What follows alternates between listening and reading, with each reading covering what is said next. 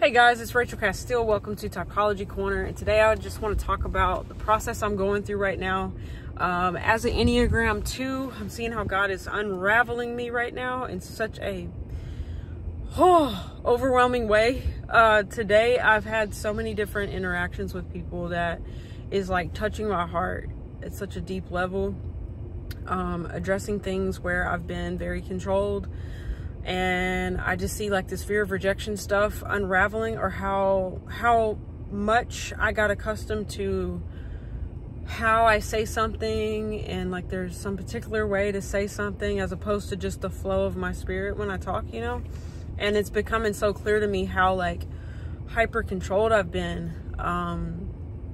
And yeah, it's almost like my heart, like the way I'm wired as an ESTP is to like literally interact with everybody that's in my vicinity just about. And how in my Enneagram 2 stuff, it's like only like tailoring down to like who I'm helping in that moment, or like who somehow I have a reason to talk to. Because like, for example, like I'm an Uber driver, so the person that is my rider, that's the person I can talk to and get to know. But like being like blinders on, blinders on, blinders on. And then just even like I can get very rigid in like certain ways of talking, or like for example, like good sales training is like, hey, it's better to ask questions, you get to know people, as opposed to just like releasing what you have to give. It's like I kind of like got that drilled in me in a sense that, hey, it's better to the person that is asking questions is in control of the conversation. And like I was also listening to this book by Grant Cardone called Sell or Be Sold, and he was talking about how like so much of sales from like old days is based on control, deceit, withholding information, all this sort of stuff, versus like just being honest and like giving what you have and being sincere in what you do, you know.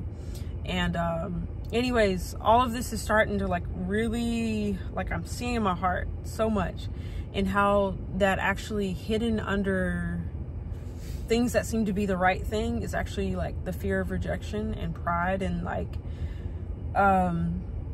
managing perception and trying to like control the best outcome possible in something that I'm sharing with somebody, that that I give them the best chance to understand it, the best chance to understand what I'm saying, or to, yeah, it leaves room for manipulation, like manipulating their perception of how people are processing me, how they're perceiving what I'm telling them about. So it's like this thing where I am somewhat controlling how someone sees me, how they see what I'm presenting to them, so that they won't reject it. And I'm seeing that like tucked under. It's like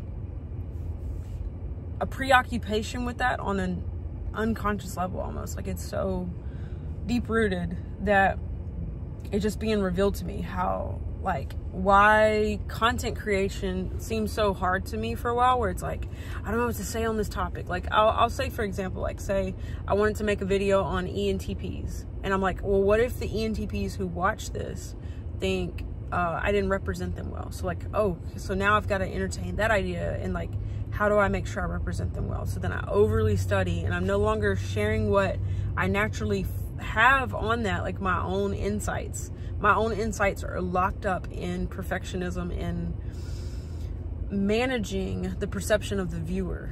That whole sort of thing.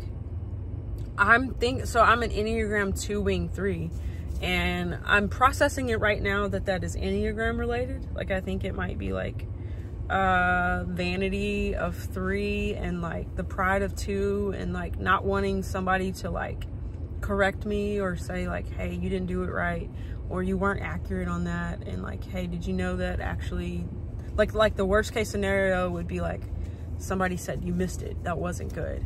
And it's like, so my preoccupation with like not getting judgment on something or makes me not flow from my spirit. And I met a guy today who helped me a lot with music, because I picked him up from the airport.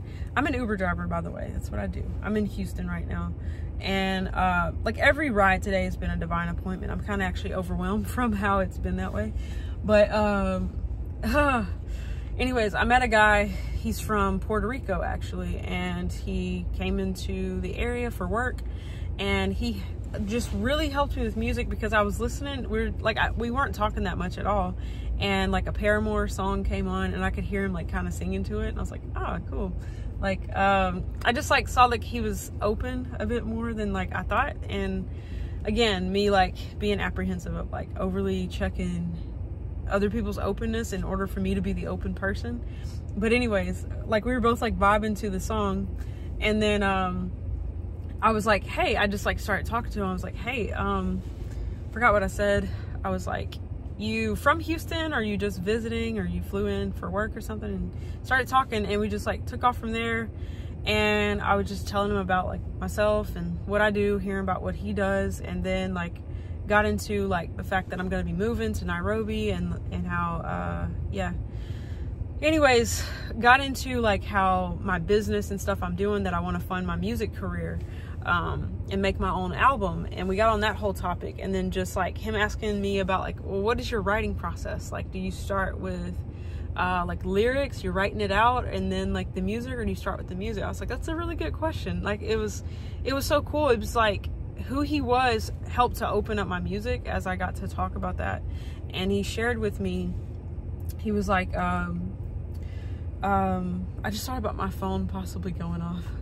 Whatever, Rachel. Anyways, what was I saying? Oh yeah, he helped me to see, like, I came across, I started talking about the thought process around, I want to release good music, and like I want to have the time to do it, and like as though I was like putting it off, and like I want it to be really good. And he was just like, you know, you can kind of going before that, I was talking about like how lyrics, sorry, I'm all over the place. I was talking about gosh, how anyways, I was talking about how that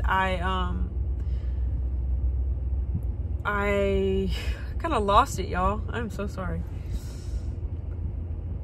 Yeah, I don't have to tell it exactly how it happened, but different parts of how I could pull from the stories of the things that I like, knowing like what I can tell a story from, like how I have so many Uber riding experiences, and like so many different people's stories. And he was saying, hey, you could really use anything for inspiration. Like you can pull from anything. He told me this example about how this guy was also like a taxi driver, and how he would write songs from the stories of people that he met, and how that like it became like the biggest hit that he had and stuff. And then just out of hearing that, I was just very grateful for the inspiration, and like breaking this like confinements, these limitations I feel on writing. And it all comes down to like writing, speaking, making content. Like any speech related thing, I've been very critical on myself, or perfectionistic, and I'm looking at how I can't control whether something I think, oh, this thing I really tailored and put so much effort into, like that's why it's great, more so than, hey, I was authentic and what I shared was what was in my heart. And that's why it's great, is because I was honest, and because I just like, I told my perspective, it's my experience, you know. And he was telling me, he's like, yeah, anything you walk through, like it's your experience now. It's not like don't use people's names, don't like yeah, don't out people's like actual stuff, but like if you have an experience, it's now yours, and it's writing material. You can sing about it, you can, you know. And but yeah, so I just see that that's all connected to how I find myself in a thought process that actually siphons the life out of my creativity. It shuts down my heart. And I will even say, like, that's what I almost see like as a type 2 who naturally will go to 4 in health, and how I'm actually just stuck in 2 and 3 related things, like managing perception, and making sure what I'm doing is helpful. And like if I feel any hint of being rejected, then I'll like pull away, instead of just like presenting what I have to say, you know, sharing what I actually carry, you know, sharing what my insights are, because yeah, I just found out that I can receive calls in the video and not stop. That's was my like paranoia earlier. Anyways, yeah, so I just realized like I'll even say like typology is one of my most favorite topics. I love like thinking about typology, analyzing it, sharing my insights, and I've been struggling to make videos on my Typology Corner channel because of how, like, if I think, oh, I want to make a comparison of like ESTPs versus ENTPs, then I literally put myself in a state of mind that I don't know enough. I need to go research instead of just sharing what I already see on that, you know? And it's not fun, you know, it takes the fun out of it per se. Like, I'm grateful, absolutely, like on a type 2 level, that I'm like, hey, this person was helped by my content. And that's what I just like, I'm glad it helped you. I'm glad it helped you. I'm glad it helped you. That's good. But like the level of like my own creativity being stifled and it being something that I enjoy, you know, sharing that aspect of like what I love, you know? So yeah, I want to make a better effort to be more present on this channel by actually not doing that to myself, and to just like love my own insights and to share it as I am as an ESTP and as a 2-wing 3. Yeah, so what else to say? I guess that's pretty much it. Yeah, I want to be free from the fear of rejection, the fear of being told that I don't know what I'm talking about, things like that, the fear of misrepresenting people, and the fear of not being helpful, all that. Yeah, that I can't pull myself back and say that that's helping people. If I'm made to express something and I say, oh, I helped you by not sharing. How is not sharing helpful as a content creator? So yeah, I need to grow in sharing what I have now. It's the idea of like publishing now.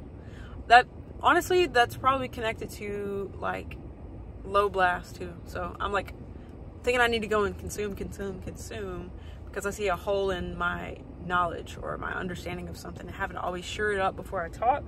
Like, shouldn't I be able to share what I know right now and like receive the feedback of like, hey, you missed it, that ain't really that accurate, and be like, hey, thanks for that, I appreciate that, right?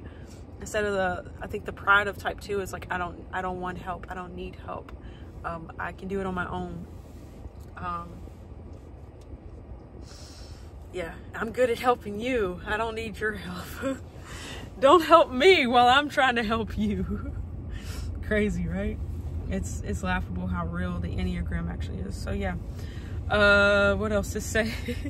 But man, I gotta say though, I'm grateful for light, man. I've been in the prison of my own patterns, of the manipulation of how people perceive me, the manipulation of getting it right the first time.